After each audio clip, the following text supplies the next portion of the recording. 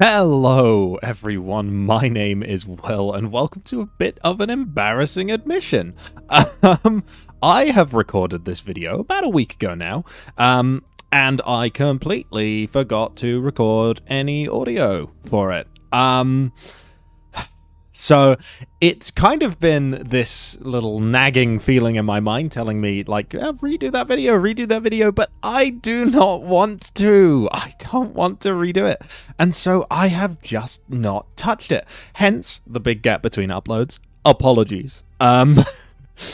Between university and mental health and YouTube as a whole, it's just not happened. But I'm pretty proud of this thing. So what I think I'm going to do now is I'm going to do some post-commentary over a quick compilation of the successes and the failures that this thing experienced on the battlefield, as I do have the recordings of those. So it may be a little bit different of a style, but I will see you in a second after that. Hello everyone, my name is Will, and welcome to Sprocket once again. Today we're going to be designing, by a landslide victory in the previous vote, an uber-light tankette. And what this means is something, ideally under 10 tons, which is very small and very shit, basically, on its own. But we have a maximum vehicle limit of 6 with this, but we plan on getting that up. There is a way of checking how many there are max in a level that it will allow you to have, but I have forgotten, so we'll just wing it. Anyway, without any further ado, I will design this tank and I will see you in a moment. So what you just heard is the only bit of audio that I recorded in the whole video, because what I like to do is I like to mute my microphone while I'm building the tank, and then I'll turn on the microphone, I'll make a loud noise so that I can identify on the, audio graph visualizer thing. There's probably a technical term, I don't know. While I'm editing, I can see where I started talking again. And I can then just make, it's much quicker for me to find that point and I can cut to it much easier. That makes just the editing process just a little bit quicker and a little bit nicer, and it doesn't take a lot of effort. However, I am really, really stupid, like aggressively stupid. Like my brain just cannot comprehend basic fundamental human processes, and so what I did was I muted the microphone and then didn't unmute it again, and so here we are, like a week later, redoing the audio for this. So here I am building a tankette. Now this thing isn't actually as small as I was planning on making it, but it is quite light. It has no armor, like none. I mean 5mm everywhere kind of light. So in terms of the weight, it's definitely a tankette. In terms of size, maybe more of a light tank. Perhaps I didn't fully meet the requirements, but I think it somewhat fits the bill. It's designed like a tank destroyer-esque kind of vehicle, so it's obviously, well, more like the L3 kind of thing, or like a Lloyd motor carriage, or whatever they called those things with guns, the ones. Then it would be a normal light tank. But yeah, this I put the livery on quite early in this one, actually, but this is something I'm fairly happy with, all things considered. I don't think it turned out too badly. I put on a 37mm gun with a pretty damn hefty round. I think it's got about 95mm of penetration, which is pretty damn high for the era, and especially for a 37mm gun. And here you can see the weight is about 7.5 tons. I actually get that down about 2 tons lower by changing the suspension mode. And that's in this tank destroyer form it has. So because of the weird nature of this video, I will, well, you'll see later, but I will design 2 tanks in this video based on the same chassis. They're very, very similar, but I just thought, to make up for the slightly dodge nature of this, it would be a good idea to add, a second version into this video, just so that you've got something more to go off. And yeah, this is the about finished product here, but as you can see, I was unable when driving this thing to get over the railway, so I had to make some changes, which is where I shaved off that extra 2 tons of weight by changing from I think it's called HVSS to regular torsion beam bogie style suspension. Is that what it's called? I don't know. I'm not a suspension wizard. I am not a suspension wizard. But yeah, here's the end of the build, and we're on to the first official battle with it. And as you can see, you get a lot of them. There are so many of these things going up against the enemies here. Honestly, provided that we have the penetration to go through the enemy, which we definitely do with this gun, it would be hard for them to lose. Like, there's so many. I think I may have just found the solution to winning the game, is just put a big gun on a cardboard box and go. Yeah, it's certainly interesting. One thing I did notice as an issue is I couldn't give the crew enough space while also fitting in the small profile to give the gunner the high enough skill to both traverse and elevate the gun at the same time. As you can see, the suspension has difficulty on hills, with the tank just kind of sliding, which means that you're constantly traversing and not raising, which is a little bit interesting. Here I just got shot by an ally who took out my track, which is extremely kind of them. So in the spirit of things, I decided to take over their tank and shoot at the Mark 17 Man of War, which I subsequently fail at, as as all good tank commanders do. However, this version of the tank significantly improved. It can go over rail lines. Look at that. It also won. So I guess I'll cut now, and I'll see you in Silent Border. Here we are. Welcome to Silent Border, and welcome to a very, very much brightened video. Ah, yes, the scenario where I have to crank the contrast and the brightness to maximum for you to be able to see anything, and then everybody goes, that's a lot easier to see than it seems like he's finding it in the actual video. No, I'm just blind. Also, the sun comes right through my window behind the monitors into my eyes, and that makes everything on the screen that's dark look a hell of a lot darker than it actually is. So yeah, long story short, I really do struggle with this mission. As you can see, I'm just letting the AI do everything, which I think is a perfectly reasonable way to go about things. As you can see, they're very effective. They take out the anti-tank guns with relative ease. Any second now, they should take out the second anti-tank gun. Oh, please don't show me up like that. There we go. Oh, I was really, really worried that it was about to, like, show me up completely and be like, actually, it's another 15 seconds into the video. No, we're good, we're good. And the classic on this map does occur. While driving down here, all of the AI gets stuck. It is truly incredible. The pathfinding's got a lot better, and the traction has also got a lot better. So, like, back when this game first started, if you go back to my early videos, it's nigh impossible to build a tank that can get over this terrain. And, oh god, you're blind now. Yes, that anti-tank gun, don't adjust your sets, bounced off the front of this Mark 126.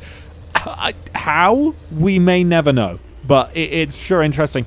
God, I should have not turned the lights on. I should know that I do this by now. Setting a few orders for the AI to hopefully fix them up so they don't do that anymore. And I'm sorry, I really should think about these things. There we go. I finally realized I should probably turn those off. Oh, it's so weird watching these back in post commentary. I get to see all the failures. The same way that you see my videos, I'm now seeing them. And I know I have to watch them through in editing anyway to make sure that it's still good, but it's different when I've got to commentate over it. I'm like, why did I do that? Oh dear. Okay. Alan time, and as you can see here, I'm just trying to get a couple of my friendly tanks to actually join me on the turf up at the front. And yeah, that I don't know why that guy reversed, but I finally get a couple of the tanks to push up with me, and then I crest the hill to fight the Allen and immediately get blown up. Which comes as a surprise, I am sure, to literally nobody. However, I have this allied tank, and so I have the ability to flank and spank the Allen, as there is that tank behind the dead tank, which has got stuck because it was following it. So I leave him there, and all I've got to do is basically stick further away from the Allen than that tank is, and the Allen will maintain its focus on that tank, get a side shot on the Allen, which I get about here, spin around, raise up the gun and traverse it, and then put a nice shot into the side of the Allen's turret, which doesn't penetrate. But that one does. So that one does. So we don't got to worry about that. But yeah, as you can see, the original tankette version did finish the game. So we're now going to cut to me yesterday, and we will do the last part of this video, and then I will upload it, and hopefully you'll have this video by Thursday on the latest. Right, I will see you in a second. Welcome back. So, after succeeding with the little baby tankette thing, I decided it would be really funny if this thing had a turret. And so that's what I want to do today. I've finally come up with the answer.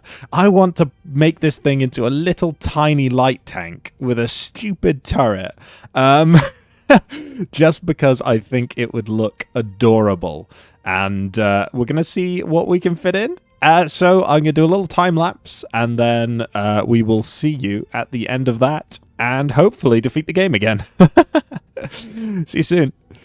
Hello everyone, welcome back. So, it's a little bit heavier than the Tank Destroyer version because I could not fit the regular torsion beam suspension into the not weight limit, size of the hull, as well as having the driver in the hull, which I don't think I could really warrant putting him in the turret. I feel like that might be a little bit too far-fetched with this one.